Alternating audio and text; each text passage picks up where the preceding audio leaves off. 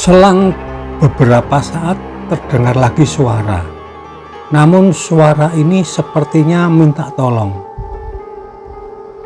Jadi ada suara seperti lelaki yang minta tolong. Tolong mas, tolong. Jadi tolongnya itu bukan tolong menakutkan, tapi tolong bener-bener minta tolong.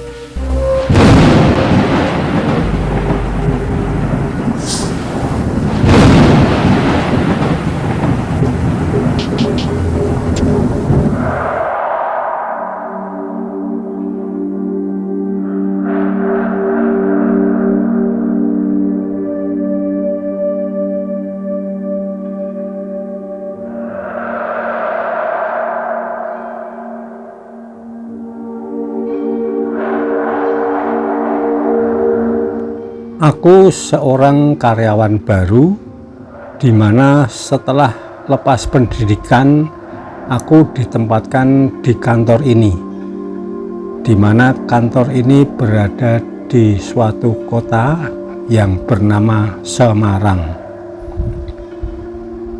Saat ini adalah sibuk-sibuknya dalam pekerjaan untuk penyusunan rencana kegiatan untuk tahun berikutnya, sehingga pekerjaan harus selesai dalam waktu yang ditetapkan untuk dikumpulkan ke pusat.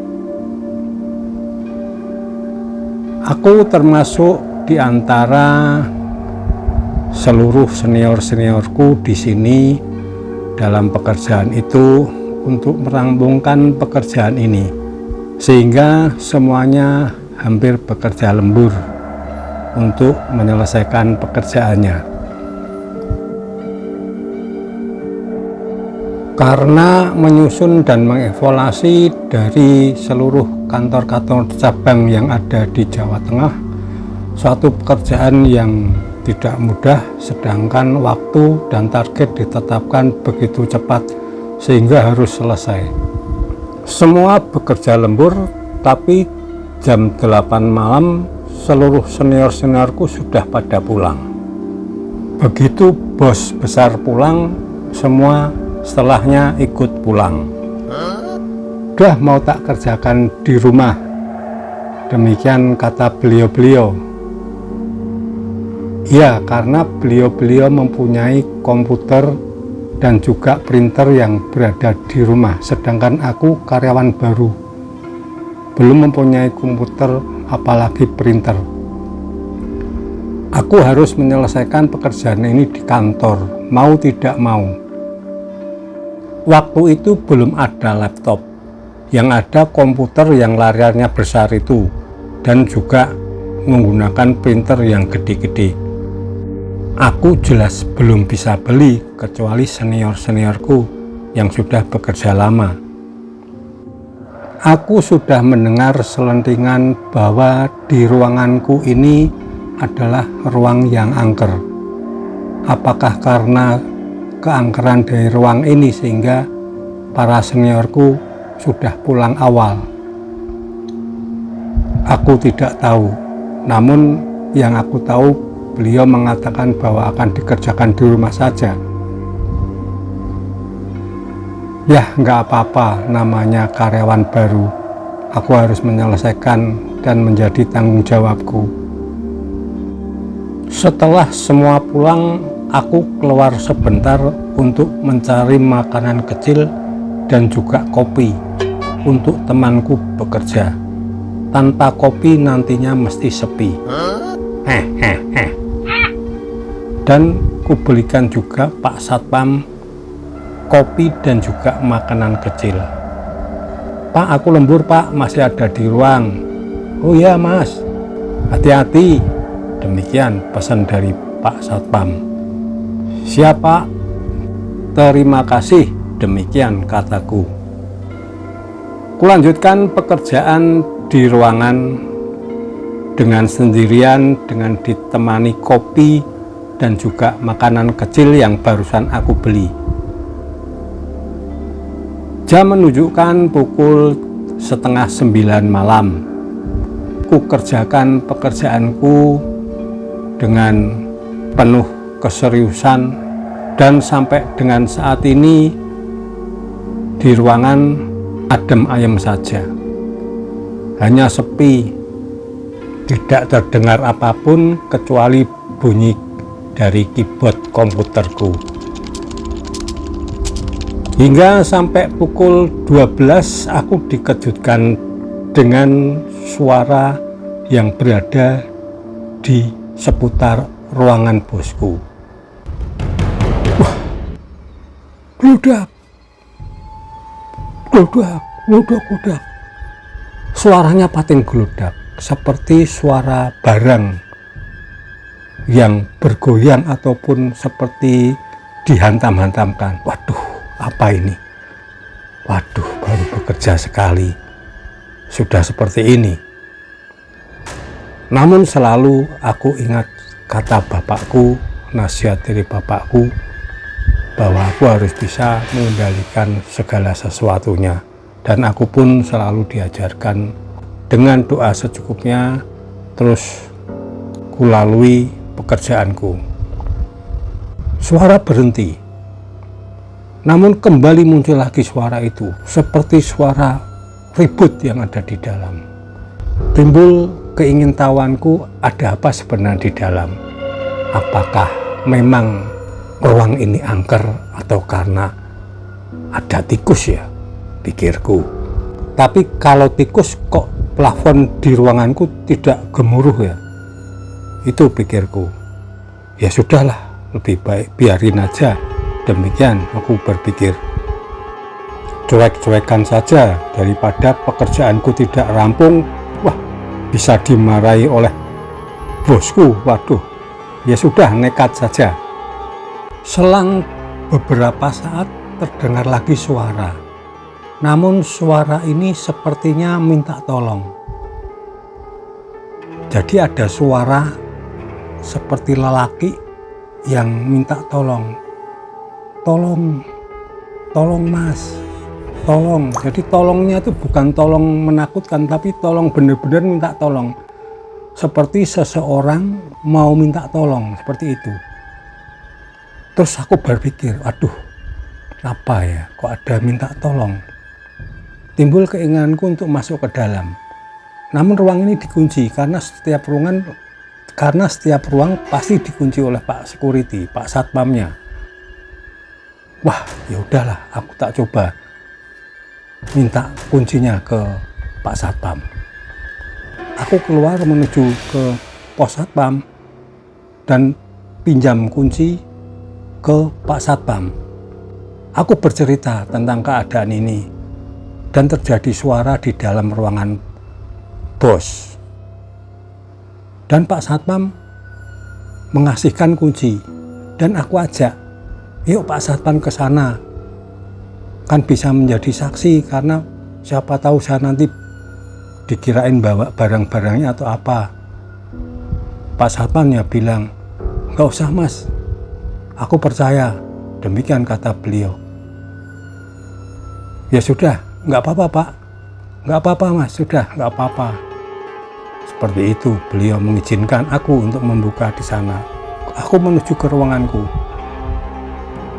Kubuka pintu ruang bosku. Klek. Kubuka pintu. Ketika aku masuk,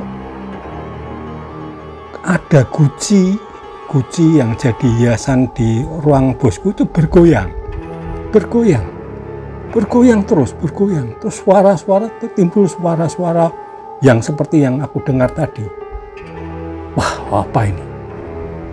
Aku jadi antara mau maju dan tidak. Tetap masih di dalam pintu, membuka pintu. Dan setelah itu muncul suara. Sepertinya suara itu berada di seputar guci tersebut. Mas, tolong, aku dibalik no.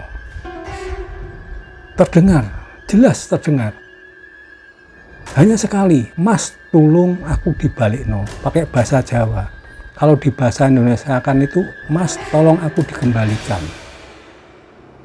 Setelah itu hening suasana. Ku cari saklar lampu di ruang bosku, karena tadi masih kelihatan hanya dari pantulan lampu dari ruanganku. Guci tersebut diam dan suasananya diam. Tidak ada suara apapun yang menakutkan ataupun seperti tadi, gemuruh seperti tadi, suara pating kelontang tadi nggak ada. Hanya terakhir aku dengar, Mas tolong balikno aku, Mas tolong kembalikan saya. Itu saja di guci tersebut. Ku pegang guci itu. Wah, di sini ya. Sudah, aku nggak berani, hanya megang saja. Besok aku akan bilang ke rekan-rekan seniorku dan juga bagaimana aku menceritakan cerita ini besok saja. Sudah, ku matikan lampu kembali ruangan bosku, saya kunci dan kembalikan ke Pak Satpam. Sudah mas, sudah tak kunci, yuk dilihat, sudah tak kunci. Barangkali ada yang hilang loh mas. Saya guyon seperti itu, saya gojek canda. Enggak mas, percaya mas. Ya sudah Pak Satpam. Apa mas, gimana mas? Ya sudah, besok aja Pak, aku tak selesaikan pekerjaanku dulu. Demikian kataku, karena waktu ini semakin mengejar untuk finishing aku mengeprint dan juga yang lainnya. Sehingga diharapkan besok bisa rampung. Ya kembali aku ke ruanganku. Setelah ke ruanganku, tidak ada suara apapun. Hening seperti biasanya, tidak ada gangguan suara-suara ataupun tidak ada apapun di situ. Sunyi seperti biasanya dan aku melanjutkan ngopi dan melanjutkan pekerjaanku sembari aku makan keledikan. Sudah. Hingga pagi menjelang subuh pekerjaanku alhamdulillah selesai. Ku kemasi barang-barangku sehingga sudah rapi semua dan aku akan pulang. Terdengar adzan subuh, aku mampir di musola kantor untuk melaksanakan subuh. Selanjutnya aku pulang. Harapanku nanti aku bisa beristirahat sebentar.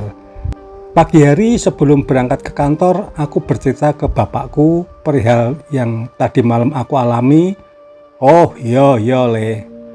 Berarti Guci kuwi njaluk Bali le. Oh iya nak, berarti Guci itu minta pulang. Jadi bahwa Guci tadi minta dipulangkan. Guci kuwi njaluk Bali, berarti Guci kuwi kudu dibalekno ning biyen sing duwe sapa. Ngono le. Jadi Guci itu harus dikembalikan ke pemiliknya. Waduh, aku berpikir kok bisa demikian ya? Masa Guci dihiasan kantor bosku hasilnya ngambil punya orang? Nggak mungkin, demikian pikirku. Nggih Pak, matur suwun Bapak. Ya Pak, terima kasih Pak. Pada bapakku aku bilang demikian. Paginya sampai aku di kantor, aku bercerita ke para senior-seniorku bahwa tadi malam kejadian seperti ini dan aku tadi juga sudah menanyakan ke bapak aku bahwa ini Guci ini harus dikembalikan. Ya sudah, kamu langsung aja menghadap bos. Cerita apa adanya, nanti bagaimana bos. Karena Guci itu aku sendiri kurang tahu ya, sepertinya sudah lama. Demikian kata senior-seniorku yang memang sudah agak lama di sini. Oke lah, aku tak ke bos saja. Dengan antara berani dan tidak, aku mencoba memberanikan diri untuk menceritakan hal ini ke bosku. Ku ketok pintunya, langsung ada terdengar suara, masuk. Aku masuk. Aku ceritakan ke bosku tentang kejadian tadi malam. Oh. Iya. Aku percaya kamu. Beliau mengatakan demikian. sejarahnya aku tidak tahu. Beliau mengatakan demikian, aku berada di sini, Guci itu sudah ada. Untuk itu beliau mengatakan, coba dilihat, ada nggak tanda-tanda itu dari mana? Dengan izin bosku, aku lihat Guci tersebut. Terpampang dalam tulisan itu adalah seperti souvenir dari kantor cabang Purwokerto. Pekerjaanmu sudah rampung? Sudah, Pak. Langsung, pekerjaanmu sudah selesai? Kalau sudah selesai, langsung kamu nanti berangkat ke Purwokerto. Cari informasi dan Guci ini harus kamu bawa. Dan aku izinkan kamu pakai mobil pool. Nanti aku izinkan. Demikian kata bosku. Bosku memesankan mobil di pool kendaraan karena memang untuk staf tidak mungkin bisa memakai mobil tersebut.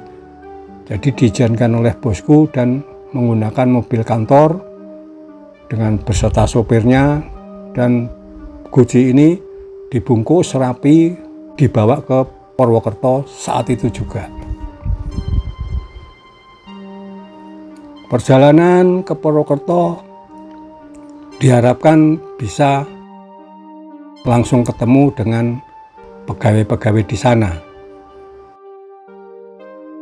Sampai di kantor Purwokerto, kuceritakan tentang hal ini. Ternyata pada kantor Purwokerto tidak ada yang tahu dulunya beli di mana atau dikasih dari mana, tidak tahu. Waduh, bagaimana nih ya? Persoalan belum selesai. Tiba-tiba muncul Pak Karyo. Pak Karyo ini adalah karyawan di Purwokerto yang tahun ini pensiun. Pak Karyo, tahu nggak ini cerita tentang Guci ini? Beliau mengingat-ingat. Oh, ingat aku dulu, menyebutkan bosnya dulu. Bos ini mengajakku ke suatu lokasi di mana tempat itu adalah tempat penjualan Guci di seputar daerah Purwokerto. Apal kamu? Demikian kata bos Purwokerto. Ya Pak, apal Pak. Masih ingat aku, walaupun aku tidak tinggal di Purwokerto, tapi aku masih ingat tempat dulu mengantarkan bos dulu saat itu. Demikian Pak Karyo. Aduh, lega aku. Masih ada yang mengetahui sejarahnya Guci ini. Yuk Pak Karyo, langsung aja sekarang ke lokasi tersebut, ke penjualan Guci tersebut. Demikian kataku. Dengan izin bos Purwokerto, aku akhirnya sekalian pamit untuk menuju ke tempat pembelian Guci tersebut.